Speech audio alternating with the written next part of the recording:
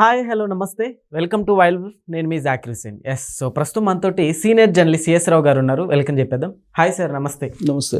రీసెంట్గా అసదుద్దీన్ ఏపీ వెళ్ళారు. అయితే ఇప్పుడు ఆయన చేసిన కామెంట్స్ కొన్ని హార్ట్గా కనిపిస్తున్నాయి సార్. అంటే ఏపీ పైన ఏమైనా కుట్ర ఏమైనా చేయడానికి పాలిటిక్స్లో ఏమైనా పుణుకున్నారని చెప్పచ్చా? ఇప్పుడు అసలు ఆయన ఆంధ్రప్రదేశ్కి ఎందుకు వెళ్ళినట్టు? వక్ఫ్ బిల్లుకు సంబంధించి వెళ్ళానని చెప్తున్నారు. ఓకే. వక్ఫ్ బిల్లును వ్యతిరేకిస్తూ ముస్లిం కమ్యూనిటీని అంతటిని కూడా పోలరైజేషన్ చేయాలనేటువంటి ఉద్దేశంతో ఆయన వెళ్ళారు అంటున్నారు. వక్ఫ్ బిల్లు పాస్ అయ్యి ఎన్ని నెలలు అవుతుంది?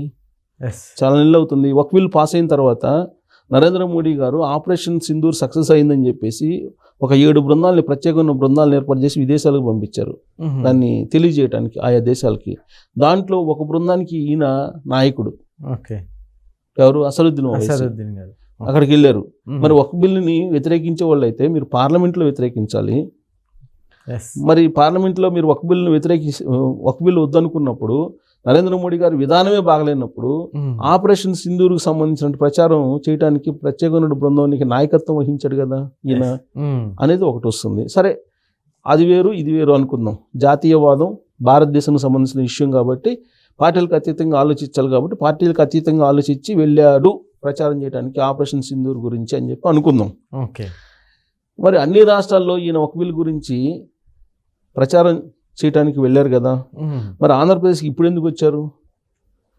ముందే రావచ్చు కదా. వక్ఫ్ బిల్కు పాస్ కావడానికి ముందే వచ్చి జగన్మోహన్ రెడ్డి గారినో లేకపోతే కేసీఆర్ గారినో వీళ్ళందరినీ అడగచ్చు కదా, ఇది వక్ఫ్ బిల్కి వ్యతిరేకంగా ఓటేయండి మీరు అనని. ఇప్పుడు జగన్మోహన్ రెడ్డి గారిని అడిగినా అడగకపోయినా బీజేపీకి మద్దతు ఇస్తూ ఉన్నాడు ప్రతి దాంట్లో. సరే, మొన్న అయితే వ్యతిరేకంగా ఓటేసామని చెప్తున్నారు, కానీ పైకి అయితే వక్ఫ్ బిల్ని వ్యతిరేకించినట్టు మనకి ఎక్కడా కనిపించట్లేదు, ఎక్కడా కూడా. సరే, వ్యతిరేకంగా ఓటేసామని చెబుతున్నారు వాళ్ళు. సరే, ఇప్పుడు అసదుద్దీన్ ఓవైసీ ఏ ఉద్దేశంతో వచ్చారు? అసలు ఇదేనా లేదంటే ఇంకో కోణం ఉందా అని అంటే, రాజకీయ నాయకులు ఏదైనా ఒక స్టెప్ వేసినప్పుడు మనకు కనిపించే కోణం ఒకటి, కనిపించినటువంటి కోణం మరొకటి ఉంటుంది. ఓకే.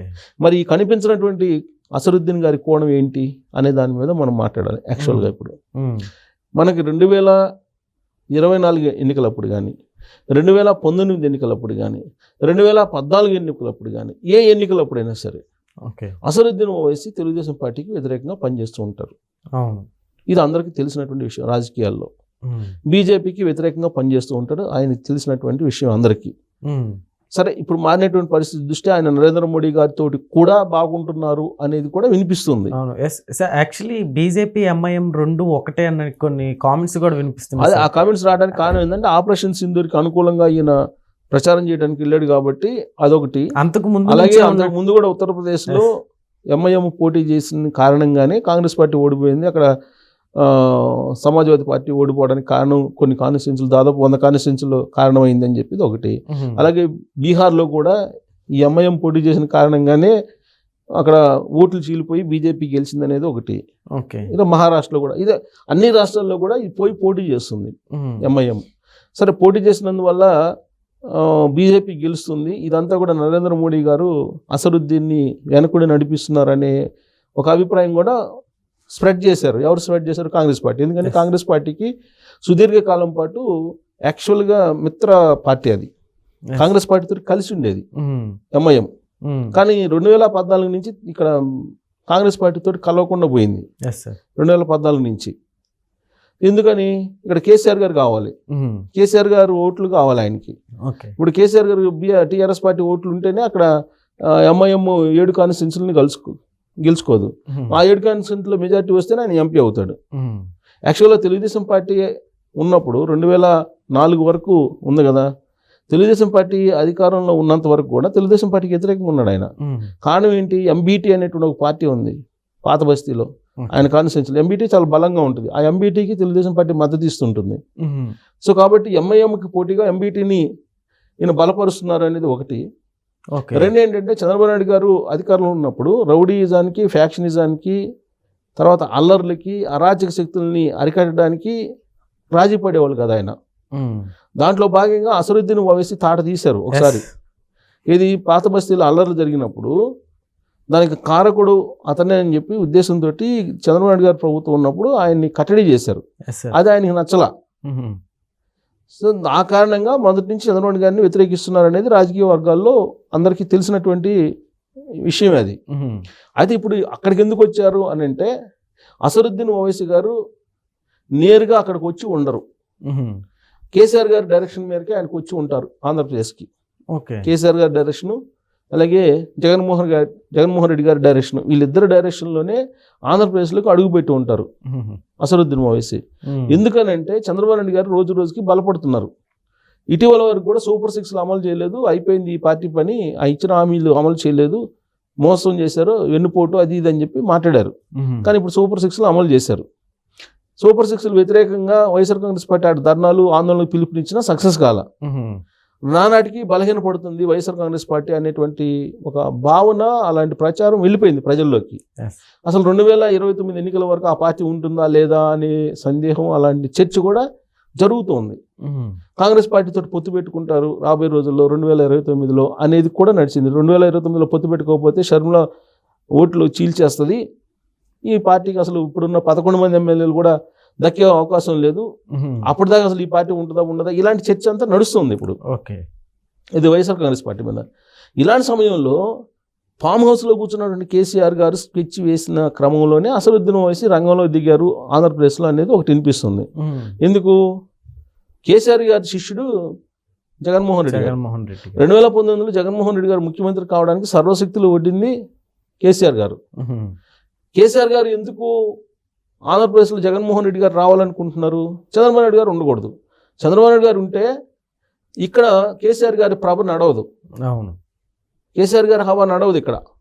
అక్కడ ఆంధ్రప్రదేశ్లో చంద్రబాబు నాయుడు గారు ఉంటే, సో చంద్రబాబు నాయుడు గారు ఆంధ్రప్రదేశ్లో ఉండకూడదు, తెలంగాణలోకి అడుగు పెట్టకూడదు. ఇది కాన్సెప్ట్ కేసీఆర్ గారిది. రాజకీయ వర్గాల్లో ఎవరిని అడిగినా చెప్తారు.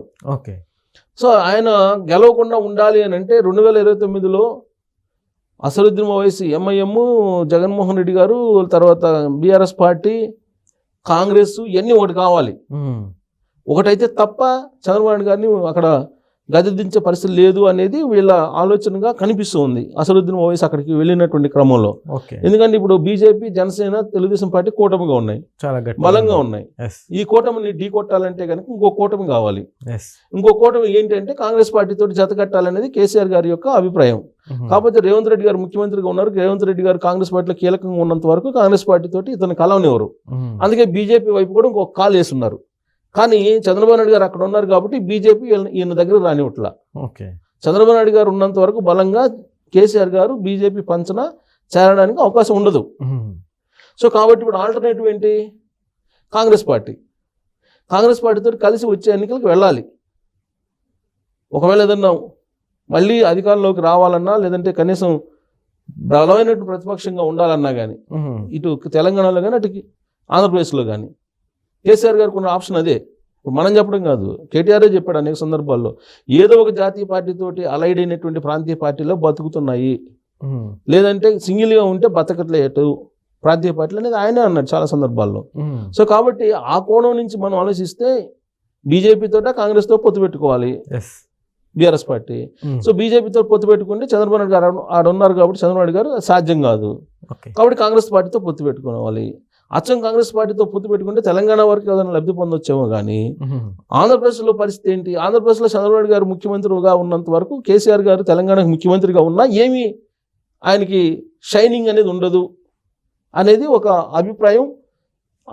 బహుశా ఆయన అభిమానుల్లో కానీ ఆయనలో కానీ ఉండొచ్చు. కారణం ఏంటంటే 2014 నుంచి 2019 వరకు చంద్రబాబు నాయుడు గారు ఆంధ్రప్రదేశ్లో, ఇక్కడ తెలంగాణలో కేసీఆర్ గారు ముఖ్యమంత్రిగా ఉన్నారు. ఆ సమయంలో పెట్టుబడులు ఎక్కువ ఆంధ్రప్రదేశ్కి వచ్చినాయి, తెలంగాణకి రాలా.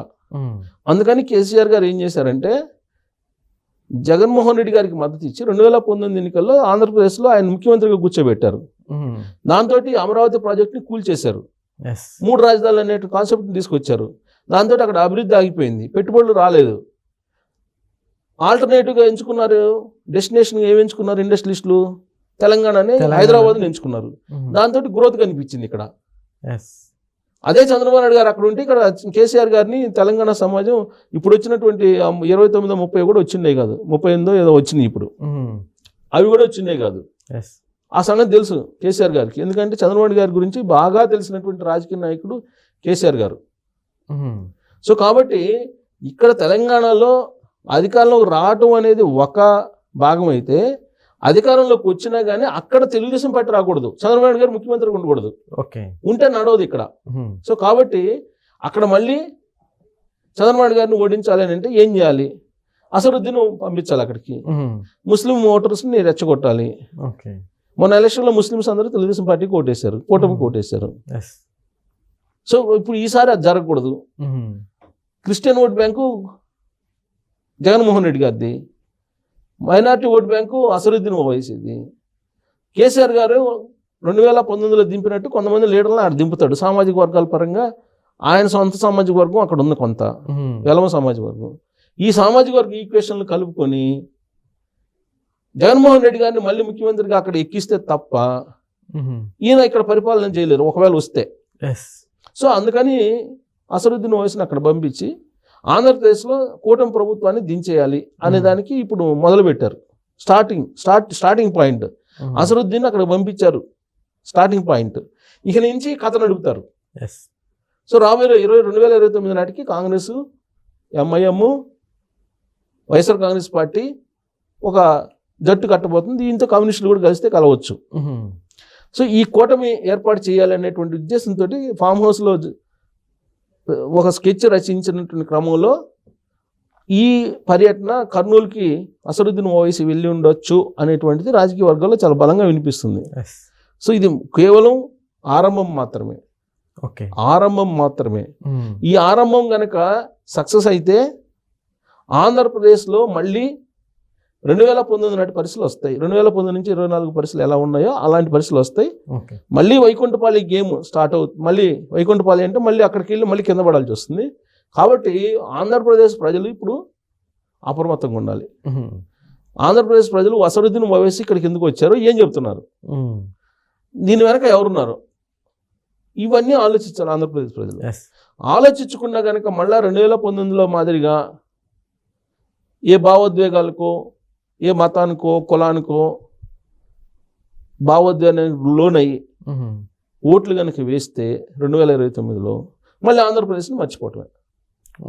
ఇలాంటి పరిస్థితి వస్తుంది. కాబట్టి అసదుద్దీన్ ఓవైసీ అడుగు పెట్టారు. ఇప్పుడు ఇది రాబోయే రోజుల్లో ఇంకొద్దిగా ఈ రాజకీయం ఇంకొద్దిగా నడిచి లాస్ట్కి ఒక కూటమిగా ఏర్పడి ఇప్పుడున్నట్టు కూటమిని కదిదించే ప్రయత్నం చేస్తారు. దానికి దిశగా ఒక అడుగు పడింది అనుకోవచ్చు.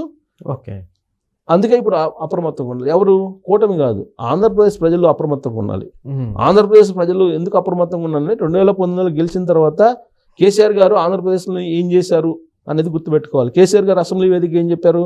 అమరావతి కూలిపోయింది కాబట్టి మనం బాగున్నామని చెప్పారు. అది గుర్తుపెట్టుకోవాలి ఆంధ్రప్రదేశ్ ప్రజలు. సో కాబట్టి చంద్రబాబు నాయుడు గారు ఏమో 2 రాష్ట్రాలు బాగుండాలంటారు. తెలంగాణలో హైదరాబాద్లో పెట్టుబడులు పెట్టండి, ఆంధ్రప్రదేశ్లో అమరావతిలో పెట్టుబడులు పెట్టండి అని చెప్తారు ఎక్కడ ఏ వేదిక మీద పోయినా. కానీ కేసీఆర్ గారు ఏంటి, ఆంధ్రప్రదేశ్లో అమరావతి కూలిపోయింది కాబట్టి మనం బాగున్నాము, అమరావతి నిర్మాణం జరగకూడదు.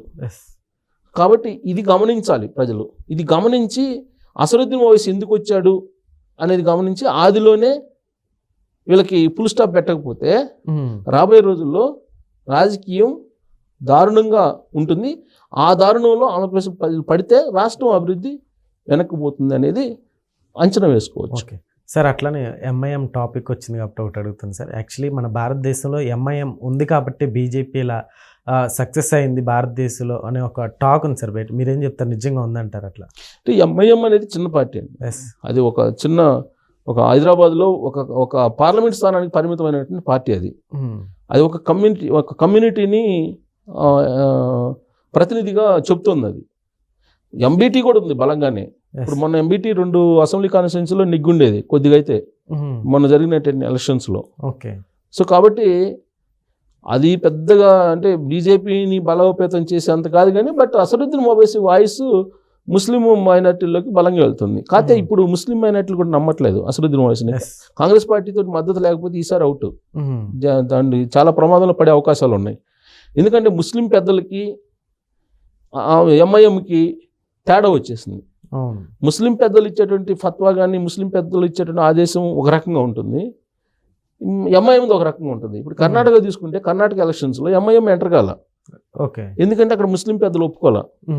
సో కాదని కనుక వస్తే ఏం జరుగుతుందో తెలుసు. సో కాబట్టి అంత ఈజీగా ఎంఐఎం పరిస్థితి లేదు ఇప్పుడు. ఓకే బీజేపీని బలోపేతం చేసే అంత పార్టీ ఇదైతే కాదు MIM. Okay okay okay sir thank you.